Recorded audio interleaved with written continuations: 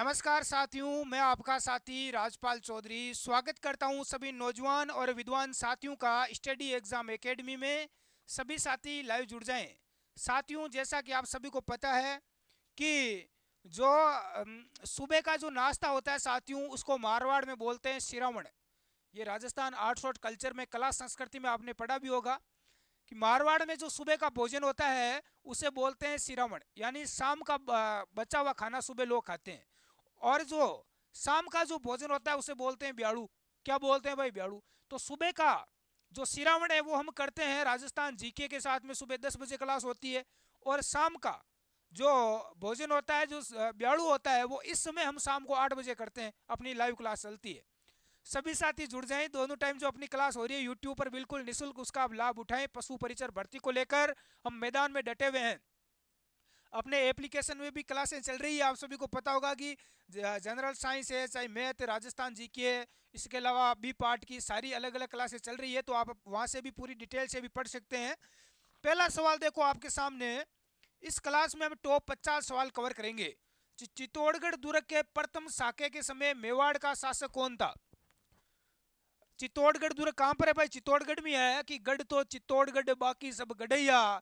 राजस्थान का सबसे बड़ा दुर्ग है चित्तौड़गढ़ का दुर्ग, जिसका निर्माण चित्रांगद मौर्य के द्वारा करवाया गया। ये मेसा के पठार पर स्थित दुर्ग है। सबसे बड़ा दुर्ग है और सबसे बड़ा लिविंग फोर्ट भी ये है, इसे कहा जाता है। साथियों, साका क्या होता है? देखो, पूछा गया कि साके के समय मेवाड़ का शासक कौन था। साका वो होता है जहां पर ऐसी घटना जिसमें केसरिया हो और साथ में जोर हो।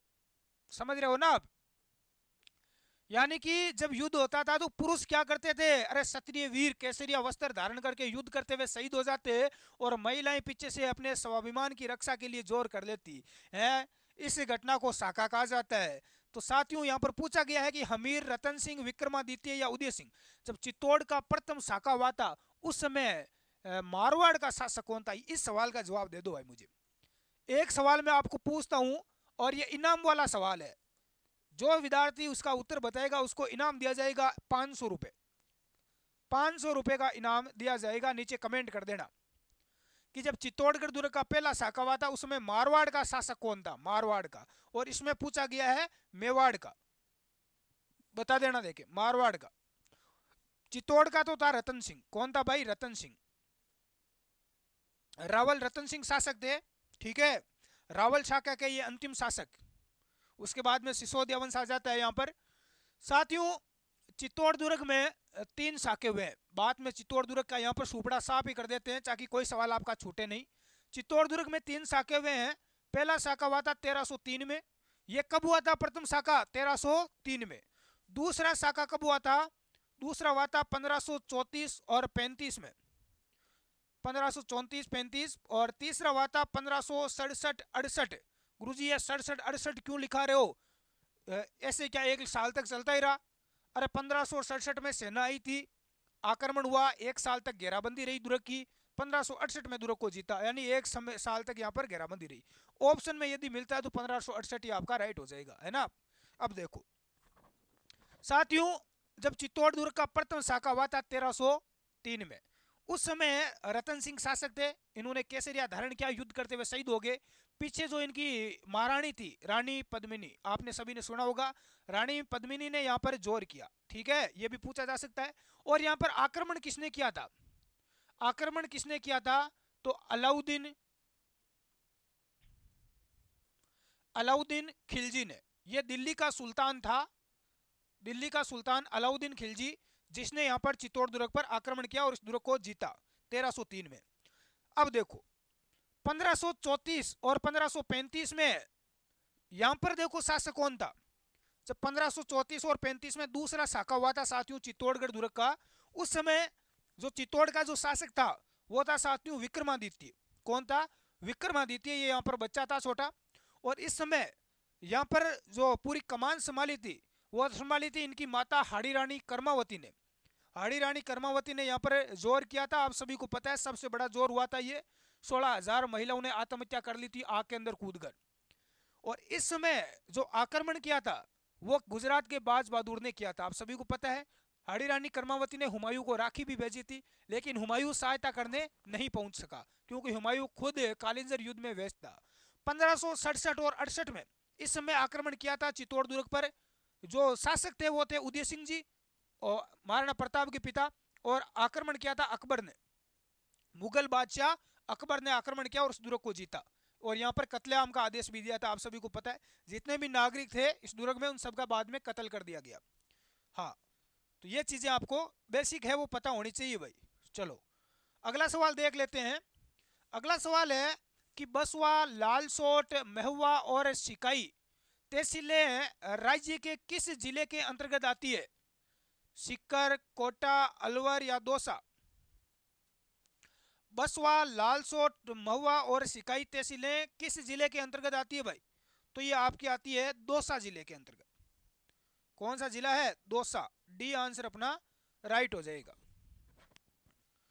जितने साथी लाइव जुड़ चुके हैं क्लास को एक बार लाइक और शेयर अन्य साथियों के साथ जरूर करें ताकि सभी को पता चल सके। नेक्स्ट सवाल है कि शेर पर्वत चोटी की ऊंचाई क्या है? जो पर्वत चोटी है साथियों शेर, इसकी ऊंचाई कितनी है? राजस्थान की सबसे ऊंची चोटी कौन सी है? राजस्थान की सबसे ऊंची चोटी है साथियों गुरु। सबसे ऊंचे गुरु होते हैं गुरु का स्थान सबसे ऊंचा है, तो गुरु शिखर। कितनी है इसकी ऊंचाई? गुरु शिखर की 1722 मीटर है। और शेर की ऊंचाई कितनी है? 1597 मीटर है भाई शेर की ऊंचाई, 1597 मीटर। तो बी आंसर राइट हो जाएगा। और ये राजस्थान की दूसरी सबसे ऊंची चोटी है। राजस्थान की दूसरी ऊंची चोटी कौन सी है? शेर है। और प्रथम कौन सी हो गई? प्रथम गुरु शिखर हो गई। अगला सवाल आपके सामने स्क्रीन पर आ चुका है। कौन सी नदी मर्त नदी के नाम से जानी जाती है? मर्त यानी मरी हुई, लुप्त, विलुप्त है, माही, चंबल, लूणी या गग्गर यानी जो दिखाई नहीं देती, ऐसी कौन सी नदी है? साथियों मर्त नदी की मैं बात करें तो यह है आपकी गग्गर नदी। कौन सी है भाई? गग्गर नदी। गग्गर नदी को मर्त नदी कहा जाता है। और ये हिमाचल प्रदेश की कालका जो पहाड़ियां है, कालका पहाड़ियों से ये निकलती है। और ये टिब्बी ग्राम, राजस्थान में बात करें तो ये टिब्बी ग्राम हनुमानगढ़ जिले में प्रवेश करती है। राजस्थान में कहां प्रवेश करती है? हनुमानगढ़ जिले में ये प्रवेश करती है। हाँ, उसके बाद में गंगानगर से होती हुई ये हकरा पाकिस्तान तक ये चली जाती है बारिश के मौसम में। बारिश नहीं होती है तो ये वैसे ज्यादा दिखाई नहीं देती है, विलुप्ति रहती है, आपको देखने को भी नहीं मिलेगी। अगला सवाल है कि किस झील को राज्य की दूसरी रामसर साइट घोषित किया गया? राज्य की दूसरी रामसर साइट किस झील को घोषित किया गया? जल्दी से कमेंट करो देखें। हाँ, रामसर साइट यानी आर्द्र भूमि कौन सी है भाई? सांबर झील। सांबर झील है जयपुर जिले में। जयपुर, नागौर, अजमेर तीनों जिलों की सीमा पर ये देखने को मिलती है। अब तो एक नया भी जिला बन गया, कुचामन डीडवाना। डीडवाना कुचामन है, डीडवाना कुचामन। तो इसके भी पड़ोसी हो गई यहाँ पर, ये नावा के आसपास देखने को मिलती है। हाँ, एक बार देखो यहाँ पर हजारों की तादाद में पक्षियों की मौत भी हुई थी बोटुलिज्म बीमारी के कारण। पिछोला झील कहाँ पर है? पिछोला झील कहाँ पर है साथियों? उदयपुर में है। पिछोला, फोय सागर, ये पिछोला उदयपुर में है। कायलाना झील कहाँ पर है? बताओ देखे, कायलाना कहाँ पर है भाई? जोधपुर में है। और जैसमंद झील कहाँ पर है? कमेंट करो देखे, जैसमल झील, जैसमंद झील बीकानेर में कौन सी झील है? झीलें एक बार ध्यान से पढ़ लेना, यहां से सवाल भी पूछा जाता है। अगला सवाल है कि राजस्थान की नवीनतम जल नीति किस वर्ष अपनाई गई? 2012 में, 2014, 2015 या 2010 में? राजस्थान की नवीनतम जल नीति कब अपनाई गई? कमेंट करो देखे, मैं थोड़ा टाइम देता हूं आपको ताकि आप जवाब दे सके सही टाइम पर। 2010 में। डी आंसर अपना राइट हो जाएगा।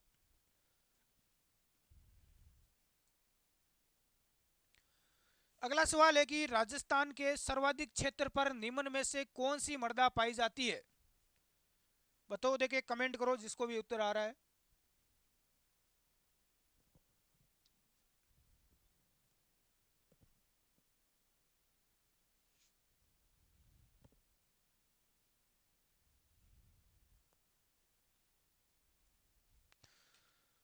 तो राजस्थान के सर्वाधिक क्षेत्र पर मृदा कौन सी पाई जाती है? वर्टिसोल, वर्टिसोल और अल्फिसोल्स मृदा पाई जाती है। तो जो साथी सी उत्तर दे रहे हैं उन सब का राइट हो जाएगा। अगला सवाल है कि सुमेलित करें। बहुत ही अच्छा सवाल है कि राजस्थान वन प्रशिक्षण केंद्र अलवर में है, बिल्कुल राइट है। मरु वन प्रशिक्षण केंद्र जोधपुर में है। वानिकी प्रशिक्षण केंद्र जयपुर में है। वन अनुसंधान संस्थान उदयपुर में है। तो पहले से यहाँ पर सारे के सारे सही सुमेलित किया हुआ है। तो यहाँ से देखो 4 सवाल आपके कंटेस्ट हो गए है ना। नेक्स्ट अगला सवाल है कि लिंगानुपात का क्या अर्थ होता है? लिंगानुपात क्या होता है? प्रति 1000 पुरुषों पर स्त्रियों की संख्या, 1000 पुरुषों पर स्त्रियों की संख्या, 10,000 पुरुषों पर स्त्रियों की संख्या, प्रति 1,00,000 पुरुषों पर स्त्रियों की संख्या। लिंगानुपात क्या होता है और राजस्थान का लिंगानुपात कितना है? देखो प्रति प्रति 100 पुरुषों पर, सॉरी, प्रति 1,000 पुरुषों पर स्त्रियों की या महिलाओं की संख्या को बोलते हैं लिंगानुपात। 2011 की जनगणना के अनुसार राजस्थान में अनुसूचित जनजाति की जनसंख्या कितनी है? अनुसूचित जनजाति एसटी, तो एसटी की संख्या लगभग जनसंख्या कितनी है?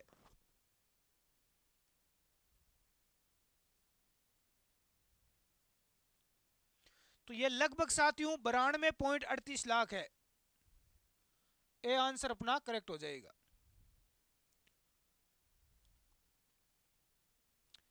अगला सवाल है कि यूरेनियम उत्पादन के लिए प्रसिद्ध जिले कौन कौन से हैं? किन जिलों में यूरेनियम का उत्पादन होता है राजस्थान में?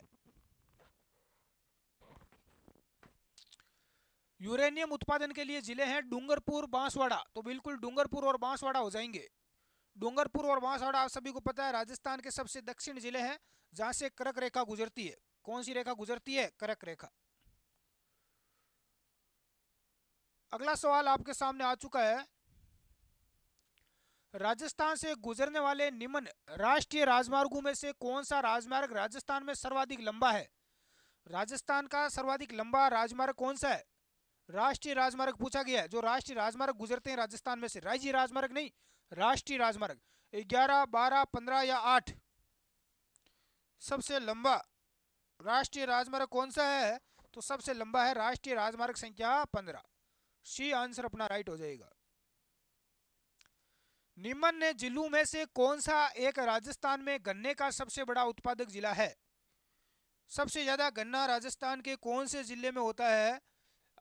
जोधपुर, गंगानगर, बूंदी या सिरोही? जोधपुर को क्या कहते हैं साथियों? सूर्य नगरी कहा जाता है, सूर्य नगरी जोधपुर को कहा जाता है। इसके अलावा मरुस्थल का प्रवेश द्वार इसे कहा जाता है। गंगानगर, तो गंगानगर सबसे बड़ा गन्ने का उत्पादक जिला है जिसे अन्न का या धान का कटोरा कहा जाता है। अन्न का या धान का कटोरा इसे कहते हैं।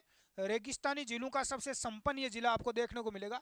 यानी कि राजस्थान का सबसे जो उत्तरी जिला है ना, उत्तर में, वो आपका श्री गंगानगर है। बूंदी, सिरोही। तो बी आंसर अपना राइट हो जाएगा।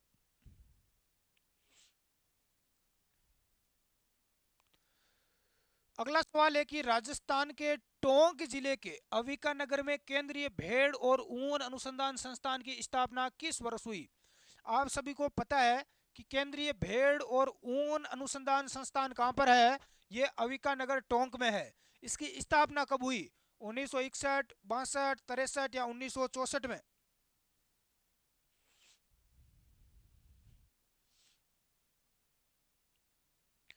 इसकी स्थापना कब हुई? 1962 में हुई थी। तो बी आंसर अपना क्या हो जाएगा? करेक्ट हो जाएगा।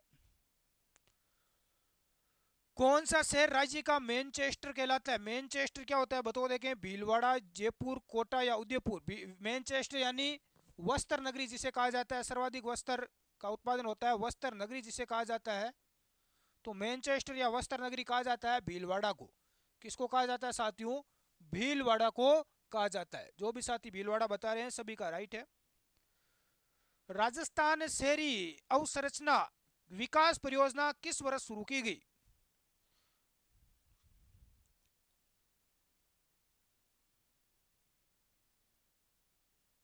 राजस्थान शहरी अवसंरचना विकास परियोजना कब शुरू हुई? 1998 में शुरू की गई। तो ए आंसर जो साथी बता रहे हैं उन सब का करेक्ट होगा। अगला सवाल क्या है कि बादशाह ने मेवाड़ के राणा को आपस के समझौते से अधीन किया था, ने की बल से, यह कथन किसने कहा? Sir Thomas Roe, J N Sarkar, colonel James Tod या डॉक्टर बेनी प्रसाद?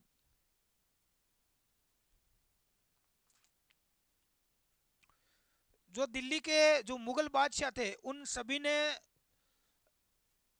मेवाड़ के राणाओं को आपस के समझौते से अपने अधीन कर लिया था, ना कि उनके साथ में कोई युद्ध किया था। जो कथन है डॉक्टर बेनी प्रसाद का, डी आंसर अपना करेक्ट हो जाएगा। कालीबंगा का शाब्दिक अर्थ क्या है भाई? कालीबंगा देखो, कालीबंगा, पीलीबंगा, ये सब सभ्यता कहां पर है? ये है भाई हनुमानगढ़ जिले में। कौन सा जिला? हनुमानगढ़ जिला। कालीबंगा का अर्थ क्या होता है? कालीबंगा का अर्थ होता है काले रंग की चूड़ियां, काले रंग की चूड़ियां। कालीबंगा सभ्यता किस नदी के किनारे है? तो ये पनपी थी साथियों गग्गर नदी या मर्त नदी के किनारे, जिसे मर्त नदी भी कहा जाता है। तो इसका अर्थ क्या हो जाएगा? काली चूड़ियां, काली चूड़ियां। डी आंसर अपना करेक्ट हो जाएगा।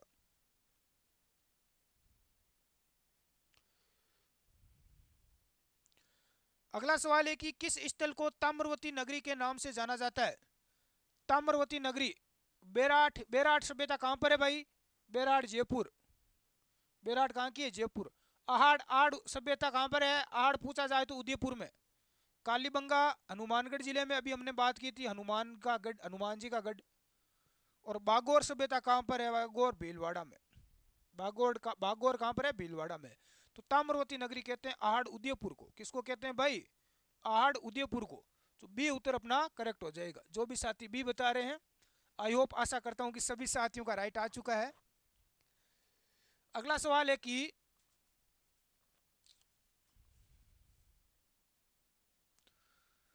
गुर्जर प्रत्यार वंश के किस शासक ने अपनी राजधानी मंडोर से मेड़ता स्थानांतरित की? मंडोर से राजधानी मेड़ता को बनाया। कुकुक, रज्जिल, नागवट प्रथम या बोक ने? किसने बनाया? जल्दी से कमेंट करो देखें। नागभट्ट प्रथम ने। किसने भाई? नागभट्ट प्रथम ने। सी आंसर अपना राइट हो जाएगा। ये देखो बहुत ही शानदार सवाल है। अब बताओ देखे इसका आंसर क्या हो जाएगा, किस किस का करेक्ट आंसर आता है। लाटा और कुंता का संबंध क्या है? लाटा और कुंता, ये देखो पहले चलती थी ये प्रथा। चुंगी कर लेते थे जो राजा महाराजा या ठिकानेदार होते थे। मारवाड़ के जमींदारों द्वारा किसानों पर लगाया गया कर, उपज पर कर आंकने की एक पद्धति या सैन्य कर? अब बताओ देखे, बहुत ही शानदार सवाल है कि लाटा और कुंता क्या, कुंता ये क्या होता है? लाटा और कुंता का मतलब होता है साथियों, पहले क्या होता था, किसान जब खेती करता था तो जो ठिकानेदार होते थे, जो राजा महाराजाओं के नीचे जो ठिकानेदार होते थे अलग अलग, वो क्या करते थे साथियों, किसान की खेती पर खेत में आते और वहां पर जो खड़ी फसल होती थी उस पर पहले से ही आंक देते कि यहाँ पर भाई इतना अनाज होगा, और उस पर एक वो पहले से ही लगा देते, यानी किसानों को उतना वहां पर अनाज देना पड़ता था। तो ये विशेष तौर से एक शोषण होता था एक तरफ से किसानों के ऊपर। तो उपज पर कर आंकने की एक पद्धति होती थी, है ना, जो उपज हो रही है उस पर कर आंकने की एक पद्धति है, पहले से ही उस पर अनुमान लगा लेते थे। उसमें चाहे उतना हो या ना हो उसे उनको कोई मतलब नहीं था, किसान को उतना देना ही पड़ता था। अगला देखो बहुत ही शानदार सवाल आपके सामने है कि राजपुताना रेजिडेंसी की स्थापना कब की गई? राजपुताना रेजिडेंसी की स्थापना कब हुई और कहां पर हुई? यदि आपको यह पता है कि कहां पर हुई तो आप आराम से बता दोगे। नागौर, जोधपुर, जयपुर या अजमेर? तो 1832 में अजमेर में की गई। अजमेर को क्या कहा जाता है साथियों? अजमेर को कहा जाता है राजस्थान का हद्य, राजस्थान का हद्य कहा जाता है अजमेर को। राजस्थान का दिल, दिल या हद्य किसको कहते हैं? अजमेर को कहते हैं। पुराना नाम क्या मिलता है अजमेर का? अजमेरू मिलता है। हाँ, अकबर का किला यहीं पर है, अकबर का या मैगजीन का किला। 1916 में निम्न में से किसने बिजोलिया किसान पंचायत का आयोजन किया? नानाजी पटेल, विजय सिंह पथिक, माणिकलाल वर्मा, मदन मोहन मालवीय? बिजोलिया किसान पंचायत का आयोजन किसके द्वारा किया गया? कमेंट करो, देखिए किस किस साथी का राइट आता है। तो राइट आंसर हो जाएगा विजय सिंह पथिक। जो साथी बी आंसर दे रहे हैं उन सब का राइट होगा। राजस्थान के जलियांवाला बाग के नाम से प्रसिद्ध मानगढ़ धाम किस जिले में है? यह तो सबसे शानदार इजी है भाई, बताओ देखें। मानगढ़ धाम कहां पर है? बांसवाड़ा, बीकानेर, जोधपुर या जैसलमेर? तो मानगढ़ धाम कहां पर है साई? है राइट आंसर क्या हो जाएगा? बताओ देखें, मानगढ़ धाम कहां पर है?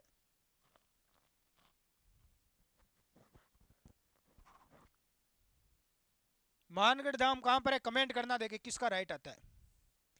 अगला सवाल देखते हैं। चुन्नीलाल व अमृतलाल पाइक का संबंध किस प्रजामंडल आंदोलन से जुड़ा रहा? चुन्नीलाल व अमृतलाल पाइक का संबंध किस प्रजामंडल आंदोलन से रहा भाई? बीकानेर, प्रतापगढ़, शाहपुरा या सिरोही प्रजामंडल? कहां पर किससे रहा? प्रतापगढ़ प्रजामंडल। प्रतापगढ़ राजस्थान का 33वां जिला बना था। कौन सा जिला बना था? 33वां। किसके प्रस्ताव पर मत्स्य संघ नाम रखा गया? मत्स्य संघ नाम किसके प्रस्ताव पर रखा गया? सरदार पटेल, हीरालाल शास्त्री, के एम मुंशी या जमनालाल बजाज? तो इसका राइट आंसर क्या हो जाएगा? के एम मुंशी। किसके प्रस्ताव पर? मुंशी के प्रस्ताव पर। नेक्स्ट सवाल है कि निम्न में से कौन सा नगर मध्यकाल में नील की खेती के लिए प्रसिद्ध था? नील की खेती के लिए मंडावा, भीनमाल, बाड़ोला या बयाना? मंडावा झुंझुनू में है, भीनमाल जालोर में, बयाना देखो बयाना राइट आंसर हो जाएगा। बयाना कहां पर है? भरतपुर में। बयाना है भाई भरतपुर में। नेक्स्ट सवाल है कि सामाजिक और राजनीतिक चेतना के लिए स्वामी दयानंद सरस्वती ने राजस्थान की पहली यात्रा कब की? स्वामी दयानंद सरस्वती ने राजस्थान की यात्रा सबसे पहले कब की थी? जून 1865 में की। कब की भाई? जून 1865 में। सी उत्तर अपना क्या हो जाएगा? राइट होगा। अगला सवाल है कि हमीर रासो के अनुसार रणथंभौर किले का प्रारंभिक नाम क्या था? रणथंभौर का किला कहां पर है? रणथंभौर का किला कहां पर है साथियों? हम किले दुर्ग पढ़ चुके हैं अपने एप्लीकेशन में, सवाई माधोपुर में। रणथंभौर का दुर्ग कहां पर है? सवाई माधोपुर में है। हाँ, तो हमीर रासो के अनुसार, हमीर रासो किसने लिखा? राजा हमीर। देखो यहाँ का जो देखो एक इस रणथंभौर दुर्ग पर आक्रमण किया था अलाउद्दीन खिलजी ने। दिल्ली का सुल्तान था अलाउद्दीन खिलजी, इसने आक्रमण किया था 1301 में। ठीक है, और इस समय यहाँ के शासक थे राजा हमीर। कौन थे? राणा हमीर यहाँ के शासक थे। तो इस समय आक्रमण हुआ और ये राजस्थान का प्रथम यहाँ पर शाखा हुआ था। राजा हमीर वीरगति को प्राप्त होते हैं युद्ध करते हुए। इसका जो प्राचीन नाम मिलता है साथियों वो मिलता है रणस्तंभपुर। क्या मिलता है? रणस्तंभपुर। तो जो साथी ए बता रहे हैं उनका राइट होगा। यह सवाल पूछा जा चुका है कई बार परीक्षाओं में, आप देखना पुराने पेपर उठाकर आपको पता चल जाएगा। एक थंबिया मेल कहां पर है? डूंगरपुर में है। एक थंबिया मेल कहां पर है भाई? डूंगरपुर में है। इसके बारे में देखो एक शानदार सवाल आपके सामने है।